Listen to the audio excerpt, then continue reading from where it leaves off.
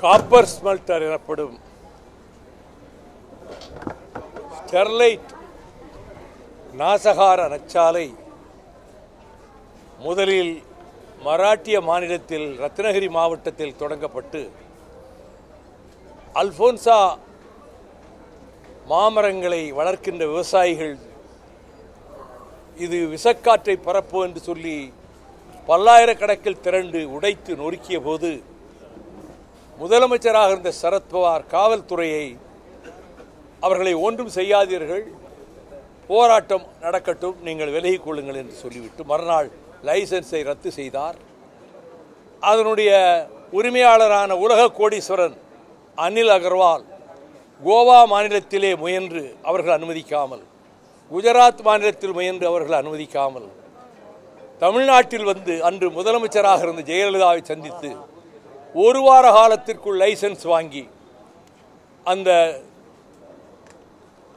Sterlite நாசகார நச்சாலை தூத்துக்குடியிலே நிறுவப்பட்ட நாள் முதல், தொடங்கப்பட்ட நாள் முதல் நாங்கள் விவசாயிகள் மீனவர்களோடு சேர்ந்து எண்ணற்ற போராட்டங்களை, மறியல் போராட்டம், நடைப்பயணம், உண்ணாவிரதம் என நடத்தியும் பின்னர் உயர்நீதிமன்றத்திலே வழக்கு தொடுத்து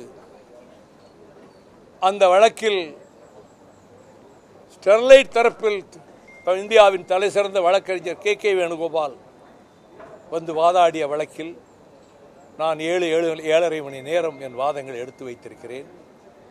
ஸ்டெர்லைட் ஆலை நிரந்தரமாக மூடப்படும் என்ற தீர்ப்பு கிடைத்து அந்த உரிமையாளர் அனில் அகர்வால் உச்சநீதிமன்றத்தில் தடையாணை பெற்று மீண்டும் ஆலை இயங்க தொடங்கி அதற்கு மேல் மீண்டும் மேலும் மேலும் வழக்குகளை தொடுத்து அந்த வழக்குகள் 33 வாய்தாக்களில் நானும் கலந்திருக்கிறேன். ஆலை நிரந்தரமாக மூடப்பட்டுவிடும், இந்த கோர்ட்டில் இந்த கேஸ் போட்டதனால் நினைச்சு ஜெயலலிதா ஆலையை மூடுவதாக திடீரென்று அறிவித்தார்.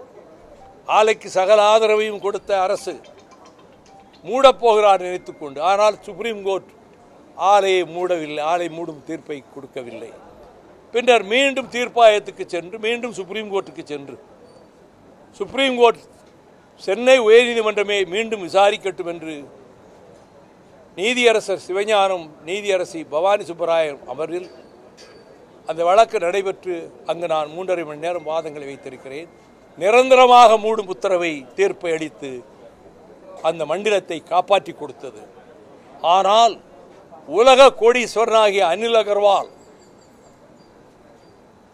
இன்றைக்கு பல நாடுகளிலே Vedanta group has been blacklisted. தாமிரம் கிடைக்கவில்லை இந்தியாவில், அது வெளிநாட்டிலிருந்து இறக்குமதி செய்ய வேண்டியிருக்கிறது. இதை பிரதமரும் ஒரிசாவிலே போன வாரம் பேசினார். இப்பொழுது 399 ஏக்கர் சிப்காட்டிலே முதலில் ஜெயலலிதா ஆட்சி காலத்திலேயே 99 வருடங்களுக்கு இந்த வேதாந்தா குழுமம் லீஸுக்கு வாங்கிவிட்டது. அந்த லீஸை ரத்து செய்வதற்கு சிப்காட் இதற்கு இப்பொழுது ஒரு உத்தரவு போட்டாலும் அதற்கு தடை ஆணை பெற்று வழக்கு நடக்கிறது. அந்த வழக்கிலே நானும் இணைந்து ஒரு சார்பில் வாதாட திட்டமிட்டு கொண்டிருக்கிறேன். இப்பொழுது அனில் அகர்வால் எப்படியாவது அந்த ஸ்டெர்லைட்டை வேறொரு வடிவத்தில் கிரீன் காப்பர் என்ற பெயரில் மீண்டும் கொண்டு வந்து நிறுவுவதற்கான முயற்சியில் ஈடுபட்டிருப்பதால் நம்முடைய முதலமைச்சர் அவர்களை ஒருவேளை சந்திக்க முனையலாம், இந்த அரசிடம் அனுமதி வாங்குவதற்கு முயற்சிக்கலாம். அதற்கு இடம் கொடுக்கக்கூடாது. அது புற்றுநோயையும் சர்ம நோய்களையும் ஏற்படுத்தி அடியோடு 40 கிலோமீட்டர் சுற்றளவுக்கு விவசாயத்தை பாழ்படுத்துகிறது இந்த காப்பர் ஸ்மெல்டர். அது வேறு வடிவத்தில் தாமிர தொழிற்சாலை என்ற பெயரிலே அங்கே வர அனுமதிக்கக்கூடாது. நீங்கள் இந்த அரசு,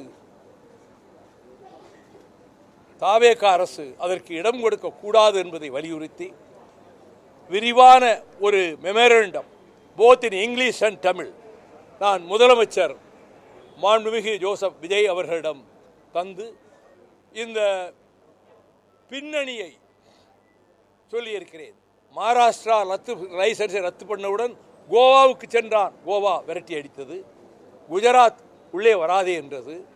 இப்போ நான் கேட்குறேன், பிரதமர் ரொம்ப காப்பருக்கு ரொம்ப கவலைப்படுறாரு, உங்கள் குஜராத்தில் ஆரம்பிங்க, மத்திய பிரதேசத்தில் ஆரம்பிங்க, தமிழ்நாடு தான் உங்களுக்கு கிடைச்சதா?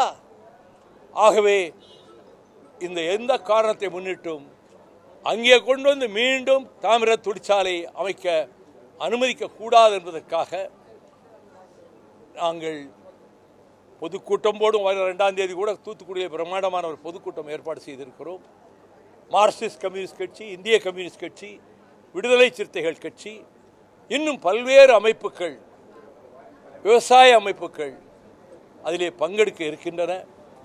இந்த கோரிக்கையை மிக அமைதியாகவும் நாம் நீண்ட நேரம், இந்த அளவு சுருக்கமாக கூட சொல்ல, நீண்ட நேரம் விளக்குவதற்கும் முதலமைச்சர் அவர்கள் சந்தர்ப்பம் கொடுத்தார்கள். விரிவாக விளக்கியிருக்கிறேன். இன்னொரு கோரிக்கை வைத்தேன், அது தனிப்பட்டது. என்னுடைய நாடாளுமன்ற உரைகள், 30 ஆண்டுகளில் ஆற்றிய உரைகளை 6 பகுதிகளாக நான் தொகுத்திருக்கிறேன். அந்த தொகுதிகளை வருகிற ஆகஸ்ட் 4ஆம் தேதி அன்று டெல்லியில் வெளியிடுவதற்கு ஏற்பாடு செய்து கொண்டிருக்கிறேன். அந்த விழாவிலே நம்முடைய தமிழ்நாடு முதலமைச்சர் கலந்து கொள்ள வேண்டும். முதல் பிரதியை நான் திட்டமிட்டிருப்பது இப்பொழுது இருக்கக்கூடிய குடியரசு துணைத் தலைவர் மாண்புமிகு சிபி ராதாகிருஷ்ணன் அவர்கள் வெளியிட திட்டமிட்டிருக்கிறேன். அவரிடம் அனுமதி கேட்க வேண்டும். நம்முடைய முதலமைச்சர் அவர்கள் முதல் பிரதியை பெற்றுக்கொள்ள வேண்டும் என்று கேட்டிருக்கிறேன். அதற்கு ஒப்புதல் தந்திருக்கிறார். அதை ஒரு கோரிக்கையாக வைத்தேன். இந்த இரண்டையும் எடுத்து பேசுவதற்கு நீண்ட நேரமாகிவிட்டது. அவர் அதை ஒரு 45 நிமிடங்கள் மாண்புமிகு முதலமைச்சர் அவர்கள் ஒதுக்கி தந்ததற்கு நான் முதல்வருக்கும் அரசுக்கும் நான் நன்றி தெரிவித்துக் கொள்கிறேன்.